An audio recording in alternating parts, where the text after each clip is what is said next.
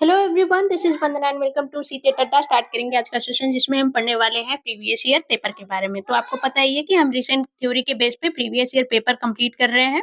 11 से लेकर के 24 तक का हमने टारगेट करा था, जिसमें कि हम 10 क्वेश्चन 8 क्वेश्चन इस तरीके से हम क्वेश्चन को कर रहे हैं डेली बेसिस पे, और उसको हम कंप्लीट कर रहे हैं 11 से लेकर के 24 तक के जितने भी सारे क्वेश्चन हैं।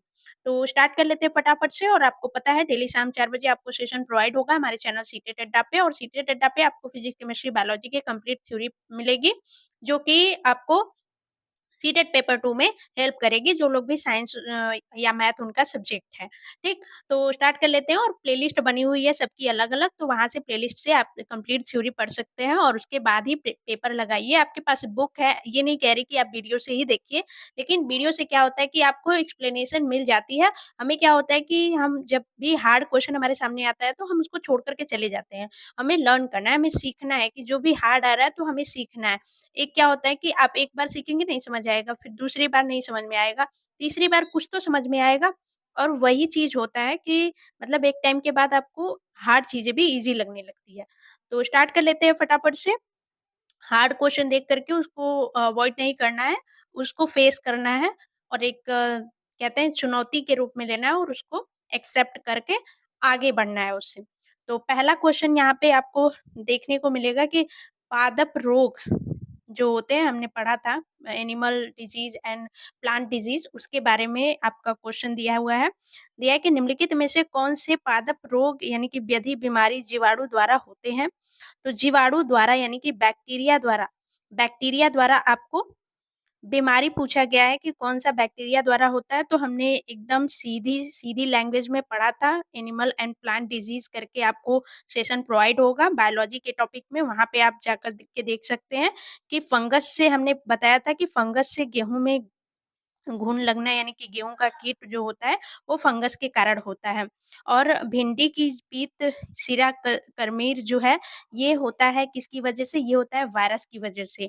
और एक हमने पढ़ा था कि जो टोबैको का प्लांट होता है, उसमें भी जो डिज़ीज़ होती है, टोबैको मोसैक डिज़ीज़ बोलते हैं उसको, तो वो भी वायरस के द्वारा होता है। लेकिन बैक्टीरिया के द्वारा सिट्रस कैंकर होता है, जो नींबू में एक रोग होता है, लेमन में, वो होता है जीवाणु के द्वारा। तो बी यहाँ पे आपका करेक्ट आंसर हो जाएगा।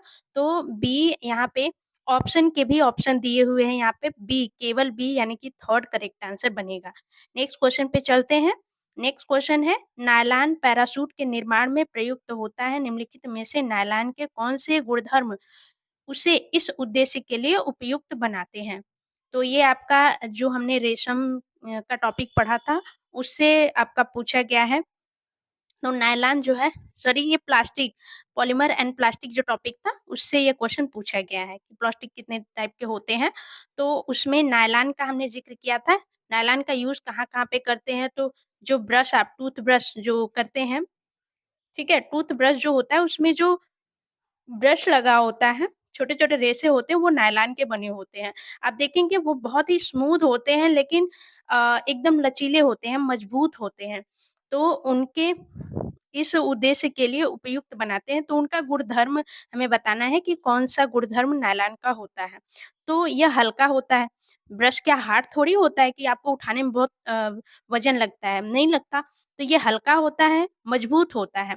आप दाँत से भी उसको तोड़ेंगे ना तो नहीं कटता है। तो मजबूत होता है, लचीला होता है। लचीला होने का मतलब कि वो इधर-उधर हिल सकता है, ऐसा नहीं है कि एक ही जगह पे फिक्स रहेगा।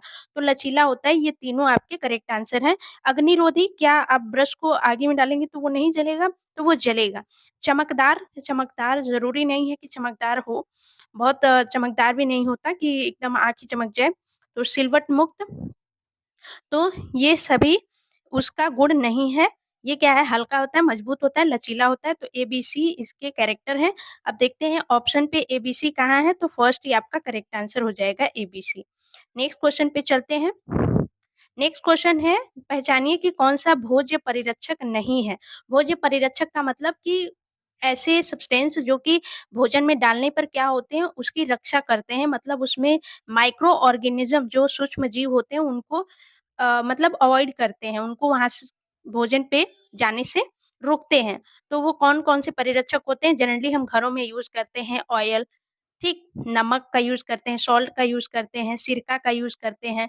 अचार में आपने देखा होगा तो इन सारी चीज़ों में हम इन सभी चीज़ों का यूज़ करते हैं। और मार्केट में जो होता है तो वहाँ पे सोडियम बेंज़ोएट का यूज़ करते हैं, ठीक? सोडियम बेंज़ोएट का यूज़ करते हैं और सोडियम मेटाबाइसल्फ़ेट का यूज़ करते हैं, तो यहाँ पे ये दोनों दिए गए हैं, सोडियम बेंज़ोएट, सोडियम मेटाबाइसल्फ़ेट, ठीक? नमक का भी हम यूज़ करते हैं घरों में, ठीक है? अचार में नमक इसलिए डाला जाता है ताकि वहाँ पे ज़्यादा नमक डाला जाता है, ऑयल ज़्यादा डाला जाता है ताकि संरक्षित रहे, ठीक है? बैक्टीरिया वहाँ से ना जाएँ या फिर नमी वहाँ पे ना पकड़े, ठीक? तो ये तीनों आपका करेक्ट है, सोडियम कार्बोनेट का यहाँ पे यूज़ नहीं होता, तो फर्स्ट आपका करेक्ट आंसर यहाँ पे हो जाएगा। टीकाकरण, वैक्सीनेशन प्रतिरक्षण एक विधि है यानी किसी व्यक्ति में एक विशिष्ट रूप रोग के विरुद्ध प्रतिरक्षा उत्पन्न करना। टीकों के संदर्भ में निम्नलिखित में से कौन से कथन सही हैं? तो टीका के संदर्भ में हमें कौन से कथन सही हैं ये बताने हैं। तो पहला देखते हैं टीके एक जीवित या क्षीण जीवाणु है। तो हाँ, यानी कि जो वैक्सीन होता है वो एक जीवित क्षीण जीवाणु होता है, ठीक? और टीका जो होता है एक विशिष्ट रोग के विरुद्ध प्रतिकारक रोग प्रतिकारक उत्पन्न करता है। तो ये बात सही है कि जो भी रोग होता है, जो भी डिज़ीज़ होती है, उसके प्रति क्या करता है कि वो एंटीबायोटिक रिलीज़ करता है, ठीक? उसको मारने का काम करता है, ये टीका, ठीक है? तो फर्स्ट और सेकंड तो सही हो गया। थर्ड टीके जो होते हैं केवल मानवों के लिए उपलब्ध हैं, तो ये गलत बात है। मनुष्य में भी टीके होते हैं, प्लांट में भी टीके होते हैं, ठीक? और फोर्थ देखते हैं टीकों में प्रतिजैविक होते हैं जो जीवाणुओं को मार देते हैं। तो यहाँ पे जीवाणुओं को मार देते हैं तो जो टीका है वो खुद एक जीवाणु है, ठीक है? तो ज़रूरी नहीं है कि जीवाणु को ही मारे, वो सबको मार देते हैं जैसे कि जिस चीज़ का भी टीका हो, अब बैक्टीरिया हो या फिर वायरस हो, उसका भी टीका होता है। टीके केवल विषाणु द्वारा उत्पन्न रोगों के विरुद्ध प्रभावी हैं, तो अभी जैसे मैंने बोला कि विषाणु हो या फिर जीवाणु हो, सबके लिए टीका होता है, अलग-अलग होता है, ठीक? तो ये ज़रूरी नहीं है कि टीका सिर्फ़ विषाणु के लिए होता है, टीका सिर्फ़ जीवाणु के लिए होता है। तो यहाँ पे ए और बी आपका करेक्ट आंसर हो जाता है, सी, डी, ई आपका रॉन्ग हो जाता है, तो फर्स्ट ही करेक्ट हो जाएगा ए और बी, ठीक? नेक्स्ट क्वेश्चन है अचारों में नमक का उपयोग परिरक्षक के रूप में होता है क्योंकि अब देखेंगे ये 2023 का क्वेश्चन है, तो अभी हम जो ये सेशन कर रहे हैं इसमें 24-23 के क्वेश्चन आपको ही मिलेंगे, ठीक है? तो हमने शुरू में ही बताया था 11 से 24 तक के क्वेश्चन हम टारगेट कर रहे हैं। तो स्टार्टिंग में हमने 6 क्वेश्चन पहले सेशन में करा क्योंकि टाइम नहीं था, लेकिन फिर भी आपको कुछ न कुछ चीज़ें प्रोवाइड करनी है, तो हमने थोड़े से ही क्वेश्चन 5-6 क्वेश्चन अरेंज किए और आपको प्रोवाइड किए। फिर सेकंड सेशन में हमने 10-12 क्वेश्चन करे, उसमें आपको आप देखेंगे 22 20, 21 ये सभी सेशन ये सभी जो ईयर्स हैं उनके क्वेश्चन आपको देखेंगे। इस सेशन में हम 23 और 24 के क्वेश्चन को कर रहे हैं। तो मिला-जुला करके हमारा टारगेट है 11 से लेकर के 24 तक के क्वेश्चन को कंप्लीट करना और साथ ही साथ सभी सब्जेक्ट को टाइम देना है, इसलिए हम थोड़े-थोड़े क्वेश्चन कंप्लीट कर रहे हैं। तो यहाँ पे क्वेश्चन क्या पूछा है कि नमक का उपयोग परिरक्षक के रूप में होता है, क्यों? क्यों होता है? यह सूक्ष्म जीवों को समाप्त करने के लिए अम्लीय अवस्था उत्पन्न करता है। तो ये नमक जो होता है वो अम्लीय अवस्था कहाँ से उत्पन्न करेगा भई? नमक तो खुद ही उदासीन होता है, ठीक है? एक लवण है। सेकंड क्या है? यह तो ये तो रॉन्ग हो गया। सेकंड है, यह आर्द्रता के स्तर को निम्न करता है। आर्द्रता मतलब नमी जो होती है, ठीक है?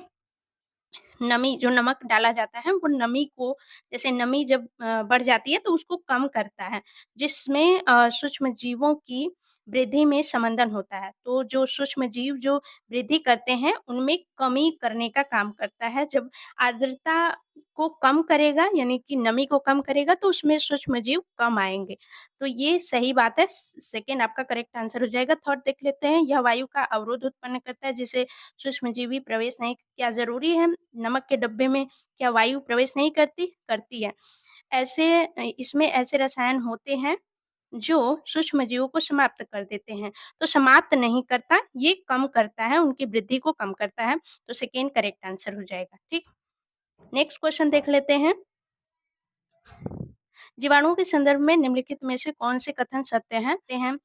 सेलुलोज़ यानी कि शाक-बच्चियों के सेलुलोज़ के विघटन में। हमने बताया था कि रिसर्च में यूज़ करते हैं उत्पत्ति में यूज़ करते हैं, उत्पत्ति किसी भी चीज़ की उत्पत्ति करनी हो तो उसमें यूज़ करते हैं। जीवाणुओं का यूज़ दही जमाने में करते हैं, वहाँ पे बैक्टीरिया का यूज़ करते हैं, ठीक?